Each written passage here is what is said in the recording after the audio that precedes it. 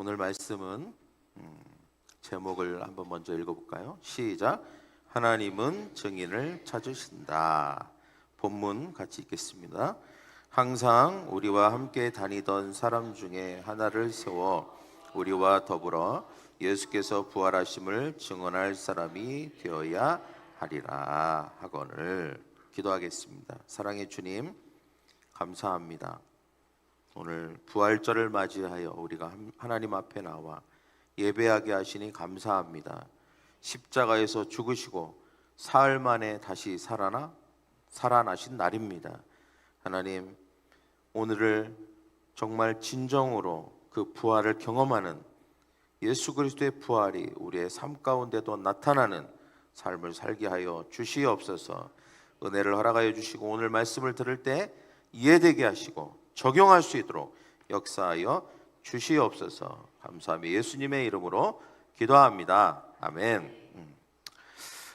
우리가 읽은 이 본문은 예수님이 승천하시고 이제 제자들만 남았을 때에 예수님께서 예루살렘을 떠나지 말아라, 그리고 약속하신 성령님을 기다려라, 그렇게 당부하시고 난 다음에 함께 이제 제자들이 모여서 마가의 다락방에 모여서 이제 매일매일 기도하고 있었죠. 특별히 오늘 이 본문은 부활신앙, 우리에게 있어서 부활신앙이 얼마나 정말로 중요한지를 잘 보여주는 본문이라고 할 수 있습니다. 근데 이렇게 기도하다가 베드로가 일어나서 말합니다. 우리가 원래는 12명이었는데 가룟 유다가 빠졌다. 가룟 유다가 배신했잖아요. 그래서 가룟 유다 빠진 자리를 대신할 사람을 세우자. 성령님이 그런 마음을 주신 거죠. 그래서 베드로가 두 가지 기준을 얘기합니다. 아무나 세울 수 없으니까 이 두 가지 기준에 충족한 사람을 우리가 세우자. 그랬을 때에 그 두 가지 기준에 딱 맞는 사람이 두 명이 있었어요. 두 명. 유다하고 마띠아라는 두 명이 있었습니다. 결국 나중에는 이제 제비를 뽑아서 마띠아가 뽑히게 되죠. 그래서 그 빈 자리를 채우게 됩니다. 여기서 중요한 것은 바로 이 두 가지 기준입니다. 이 기준이 매우 중요합니다. 베드로가 말했던 두 가지 기준은 오늘 우리가 읽었던 말씀이죠. 첫째는 처음부터 늘 항상 예수님과 함께 다니던 사람 중에 한 사람. 처음부터. 그 다음에 두 번째는 예수님의 부활하심을 증언할 사람. 이렇게 두 가지 중요한 조건, 기준을 제시를 하고 그 기준에 맞는 사람들을 추리게 되죠. 그때 이제 두 명이 나온 것입니다. 이 12사도의 빈자리를 채우는 일이 왜 그렇게 중요했을까? 그냥 11명 가지고 하면 되지, 이렇게 우리는 생각할 수 있죠. 그런데 성경에서 12은 다스림의 숫자입니다. 10은 완전수, 7은 승리의 수, 6은 승리에서 하나가 빠지니까 그래서 보통 뭐 이렇게 사탄을 얘기하고, 또 그 다스림이 12인데 그 다스림이 12를 반으로 쭉 하고 분리시키면 어떻게 되죠? 6이 되죠. 그래서 6은 보통 분리의 수. 그러니까 성경에는 약간 숫자적인 의미들이 있어요. 그래서 사탄은 보면 이렇게 분리시키잖아요. 그죠? 그래서 보통 6은, 성경에서 6은 좋지 않은 수로 많이 이제 거론이 됩니다. 분리하는 숫자, 뭐 사탄의 숫자 이렇게 얘기하죠. 근데 12는 뭐냐면 다스림의 숫자예요. 그러니까 12이 됐을 때 하나님의 통치와 하나님의 나라가 성취된다. 그래서 보면 구약에서도 보면 12지파를 얘기하고요. 그리고 그 우리가 시간을 얘기할 때도 12시간 12시간 해갖고 24시간. 그래갖고 12시간은 낮을 다스리는 숫자고 나머지 밤의 12시간은 밤을 다스리는 숫자. 그래서 이 12이라고 하는 게 굉장히 의미가 있습니다. 근데 예수님께서 12를 세웠단 말이에요. 근데 한 명이 부족해요. 그러면 하나님의 나라가 지금 임해야 되고 하나님의 나라가 확장돼야 되는데 한 명이 지금 빠진 거잖아요. 그래서 베드로가 기도하는 중에 성령께서 그 아이디어를 주신 거죠. 이 숫자를 채우는 것이 굉장히 중요하죠. 이제 우리가 교회를 시작해야 되고 교회가 드디어 이제 시작될 건데, 이 교회가 시작됨에 있어서 뭔가 부족한 것은 옳지 않다. 이게 채워져야 된다라고 하는 마음을 주신 것입니다. 그래서 이 자리를 채우는 것은 단순한 인사가 아니었어요. 예. 그냥 어떤 행정적인 것 때문에 그렇게 한 게 아닙니다. 조직을 위해서만 한 것도 아니에요. 이제 교회가 시작되어야 하기 때문에 그 교회에 앞으로 올 세대의 모든 교회 가운데 이게 기초가 되는 것이죠. 굉장히 중요한 자리인 것이죠. 그래서 실제로 12를 채우자마자 성령이 임했어요. 예. 그전에는 성령이 임하시지 않았는데 기도하는 중에 하나님께서, 성령께서 어떤 마음을 주신 거죠. 다스림이 일어나기 위해서는, 교회가 시작되기 위해서는 12를 채워라. 그래서 마띠아를 딱 세우고 그 다음에 성령이 임하시게 됩니다. 그리고 난 다음에 교회가 이제 시작된 거죠. 예. 오늘날도 하나님께서는 중요한 사람들을 찾으시는 줄 믿습니다. 할렐루야. 예.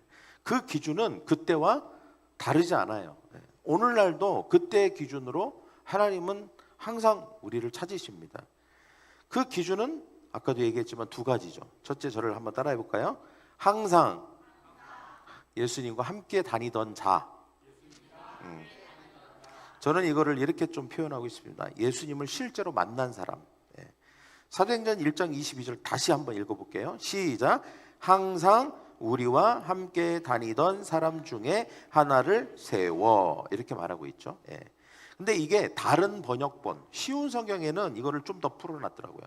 뭐라고 풀어놨냐면 그 밑에 한번 읽어볼게요. 시작. 요한이 세례를 주던 때부터 예수님께서 우리를 떠나 하늘로 올라가실 때까지 우리와 함께 있던 사람이어야 합니다. 이렇게 말을 했다는 거예요, 베드로가. 이 말은 뭐예요? 항상 예. 항상 요한이 세례를 주던 때부터. 이 말은 뭐냐면 예수님이 이제 공생활을 처음으로 시작하시려고 할 때, 예수님이 사람들 앞에 처음으로 등장했을 때부터 예수님이 나는 내가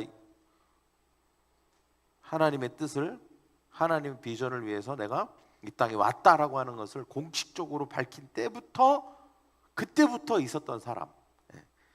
그리고 중간에 뭐 잠깐 어디 갔다가 오고 뭐 바쁜 일이 있어서 잠깐 이런 게 아니라 항상 같이 있다가 마지막 예수님이 승천하실 때까지 함께 있었던 사람.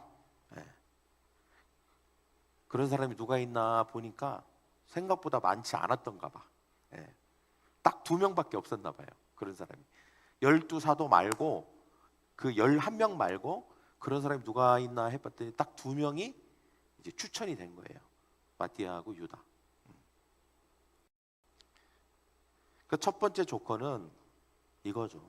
어렴풋이 그냥 아는 게 아니라, 먼 발치서 아는 게 아니라, 한번 들어봤다가 봤다, 또는 한번 만나봤다, 이런 게 아닌 것입니다. 또 자기 기분에 의해서, 자기 사정에 의해서 잠깐 그냥 이렇게 또 있다가 또 없다가 이런 게 아니라, 또 부모님이 만난 예수님, 부모님이 만난 예수님, 부모님이 함께하는 예수님이 아니라 내가 늘 예수님과 함께, 처음부터 함께 계속 있어서 예수님에 대해서 잘 아는 사람. 요즘으로 치면 그렇다는 것입니다. 단지 주일 예배만 드리는 사람이 아니죠. 교회만 그냥 출석하는 사람이 아닙니다. 예수님에 대해서 전 들어봤어요, 이런 사람이 아닙니다. 그러니까 예수님을 인격적으로 만났고, 그리고 예수님의 음성을 성경과 기도를 통해서 매일매일 듣고 있고, 그리고 매일매일 그분의 인도하심과 동행하심이 매 순간마다 체험되고 경험되는 그 사람. 요즘으로 치면 누가 하나님 앞에 쓰임받을 수 있는가? 누가 하나님에게 중요한 사람인가? 누가 하나님의 나라를 이 땅 가운데 불러오고 하나님의 나라를 다스릴 수 있는 진정한 제자인가라고 했을 때 바로 첫 번째 기준이 이거예요. 제가 리더 컨퍼런스 갔을 때 저한테 가장 인상 깊게 들린 말이 급진적인 제자거든요. 급진적인 제자. 급진적인 제자가 돼야 선교적인 제자가 된다라고 했을 때, 급진적인 제자는 항상 똑같은 사람이에요.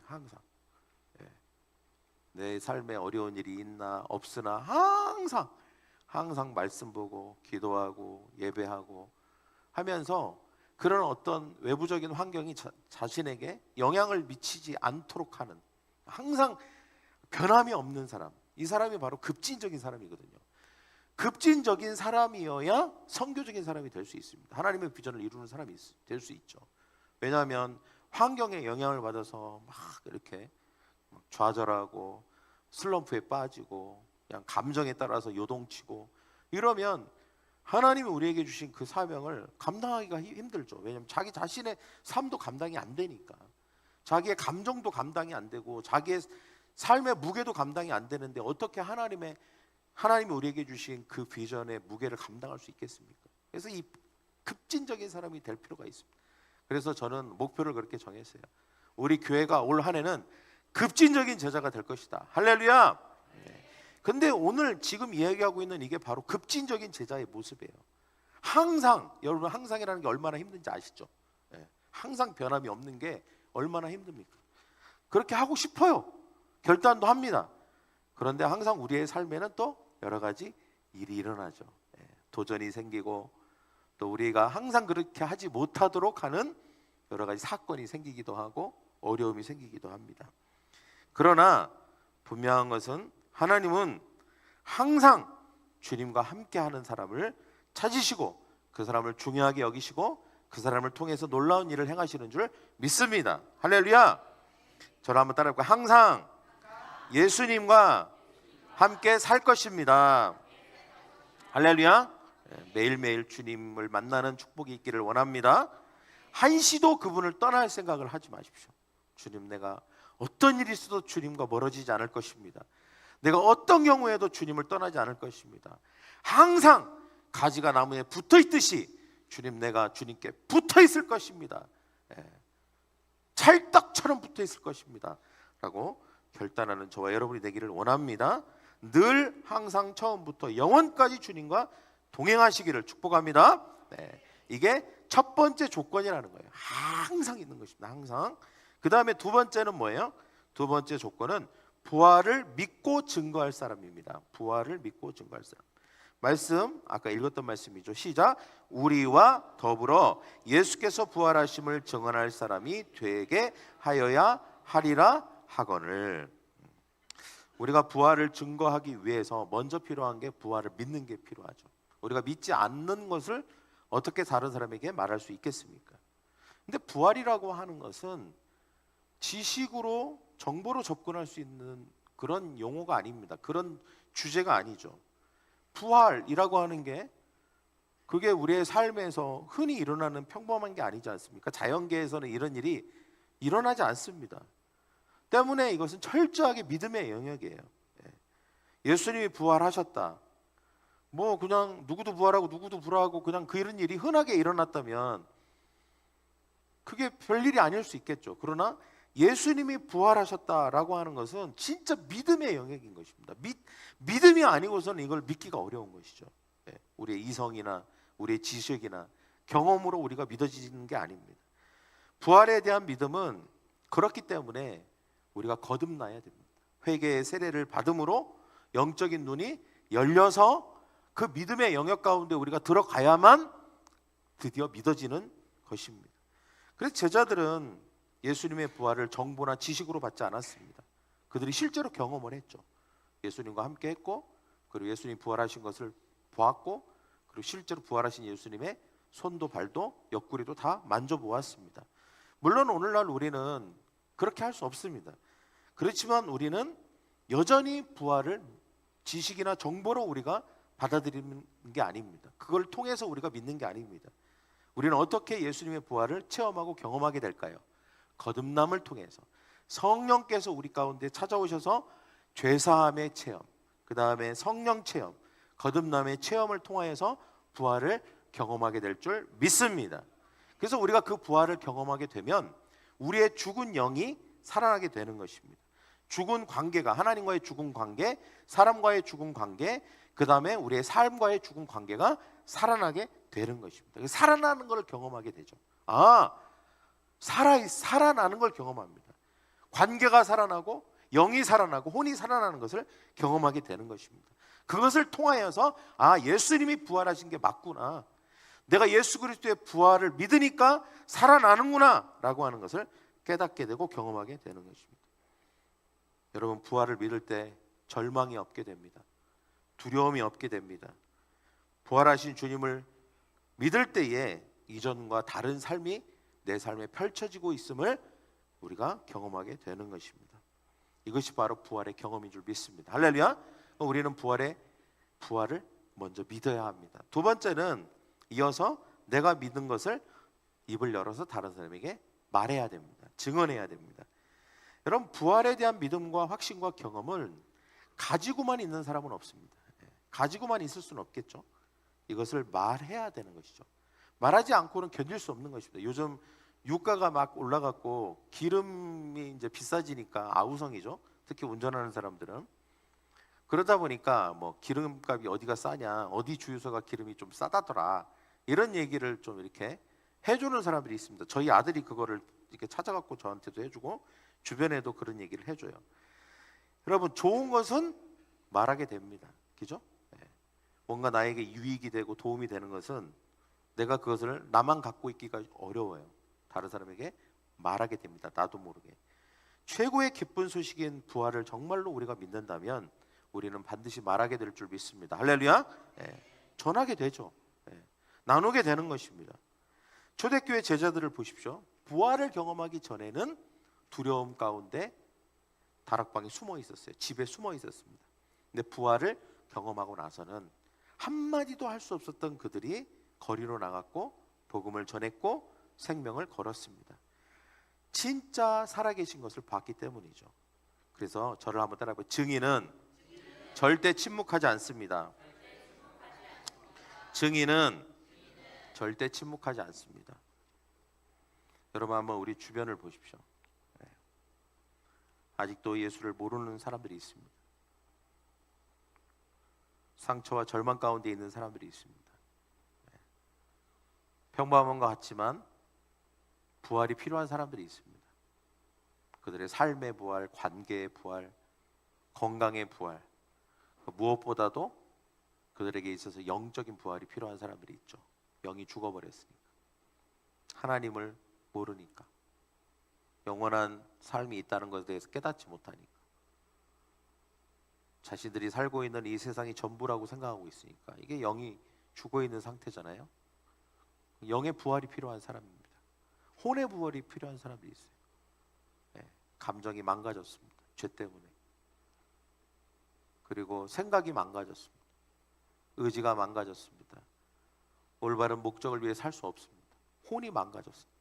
혼이 죽었습니다. 혼이 부활해야 됩니다. 예수님의 특별한 은혜가 필요하죠. 건강한 삶을 살아야 돼요. 행복한 삶을 살아야 될 사람들이 있습니다.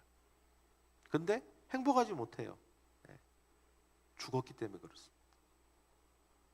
그런 사람들이 우리 주변에 있습니다. 그럼 그들에게 누가 말해줄 수 있습니까? 바로 우리입니다. 우리. 부활을 간접적으로라도 경험하고, 부활을 조금이라도 내가 알고 있고, 부활하신 예수님을 내가 다는 아니지만 일부분이라도 믿고 있는 바로 우리가 그들에게 말해주어야 하는 것입니다. 예수님은 십자가 위에서도 바로 이 한 영혼을 위해서, 다른 사람을 구원하기 위해서 복음을 전하셨습니다. 한 강도가 주님, 당신의 나라에 오늘 저도 가기를 원합니다라고 했을 때 예수님께서 뭐라고 하십니까? 오늘 내가 나와 함께 낙원에 있을 것이다. 극적으로 구원을 받았어요. 극적으로. 우리는 마지막까지도 포기하면 안 됩니다. 저 사람은 안 돼. 될까? 과연 내가 저 사람을 위해서 기도한다고 뭐가 저 사람이 구원을 받을까? 그렇지 않습니다, 여러분.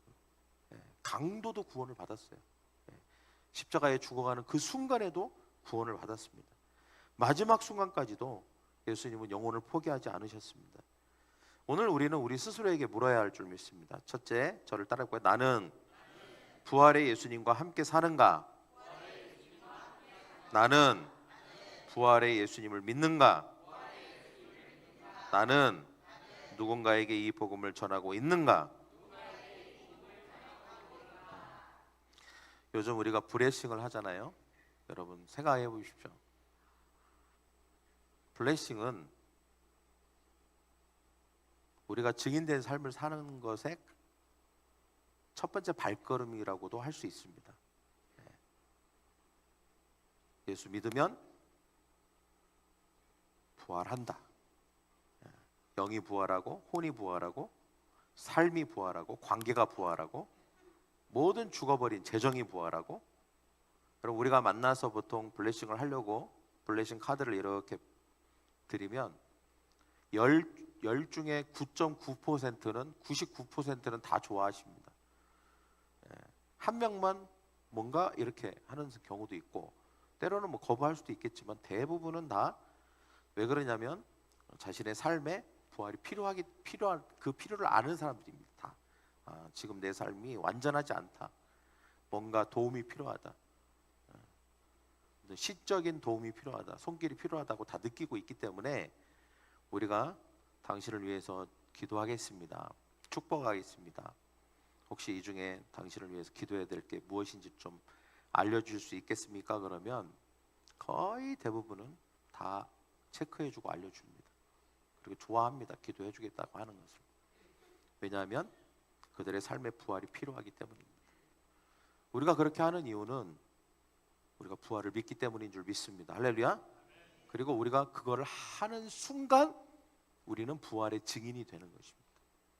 우리는 부활을 증거하고 있는 거예요. 물론 부활이라는 말을 통해서 증거하는 건 아니지만 내가 부활을 믿고 있고 내가 그를 위해서 기도하고 그리고 그를 축복하면 하나님께서 그의 삶을 부활시키실 거라는 것을 믿고 있기 때문에 또 그렇게 할 거기 때문에 우리는 부활의 증인의 삶을 살고 있는 줄 믿습니다.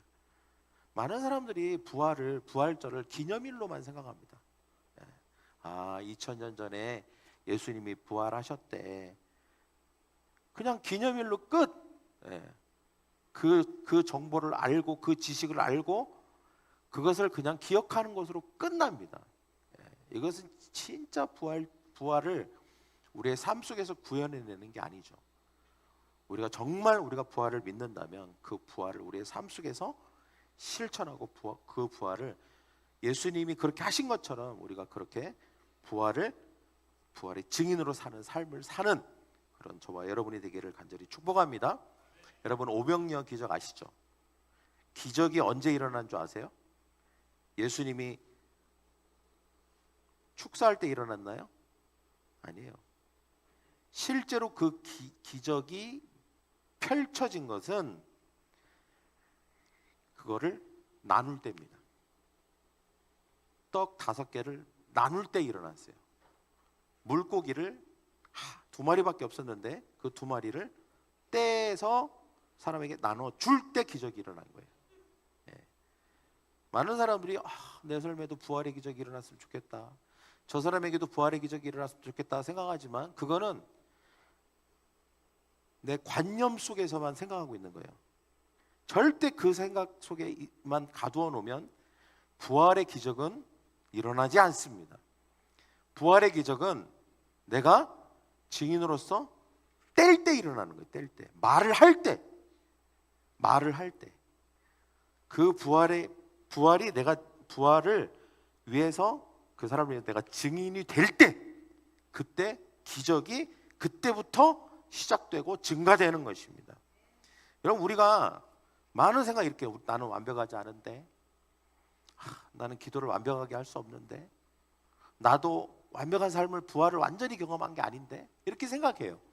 내가 정말 내 삶에 재정, 건강 그리고 신앙 완벽한 내 부활을 이룬 다음에 그때 가서 내가 부활의 증인이 되어야지 그런 날은 오지도 않습니다. 그렇게 하나님이 그렇게 시스템을 만들어 놓지 않았어요. 뗄 때 나도 부족하고 나도 여전히 조금밖에 알지 못하고 나도 부활을 요만큼밖에 경험하지 못했지만 그러나 내가 믿는 것은 정말 예수님은 부활의 주님이시라는 것 그리고 예수님이 우리와 함께하면 우리의 삶이 부활된다는 것 관계도 부활되고 재정도 부활되고 사업도 부활되고 부활된다는 것을 내가 믿으려고 하고 그리고 내가 이 조그만한 믿음이라도 내가 다른 사람에게 나눠야지 하고 나누면 그때부터 기적이 시작되는 것입니다. 누구에게? 그 사람뿐만 아니라 나에게도 기적이 시작되는 거예요.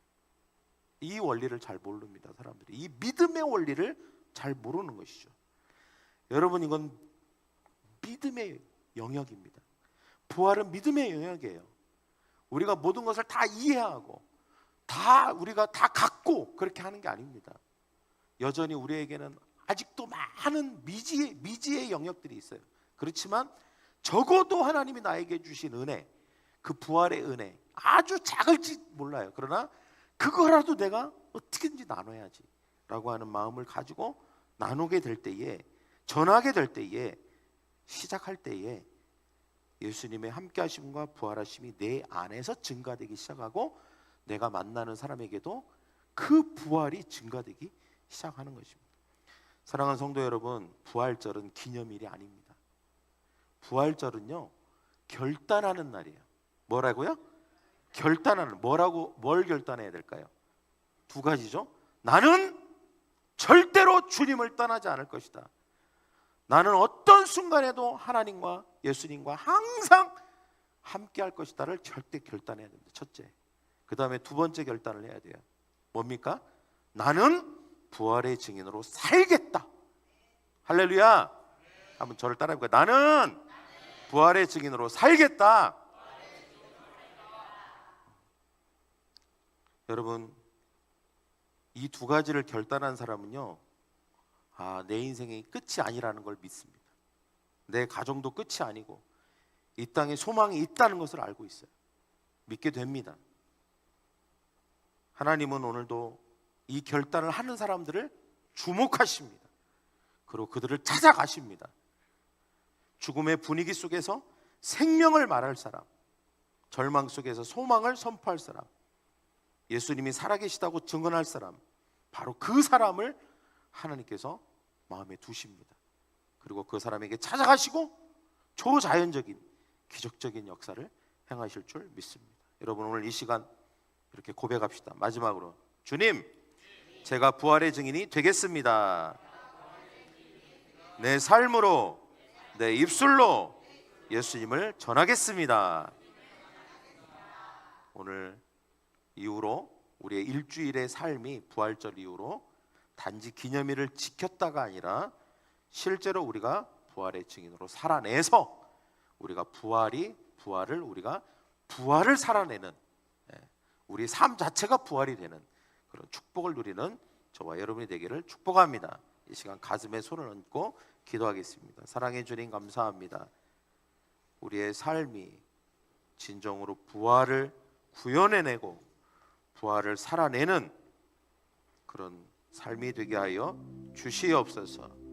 그저 관념 속에, 생각 속에만 갇혀있는 부활이 아니라, 지식으로 정보로만 알고 있는 부활이 아니라 우리의 삶 속에서 실제로 사라지는 그런 부활이 되게 하여 주시옵소서. 그러기 위해서 우리가 말할 것입니다. 살아낼 것입니다. 전할 것입니다.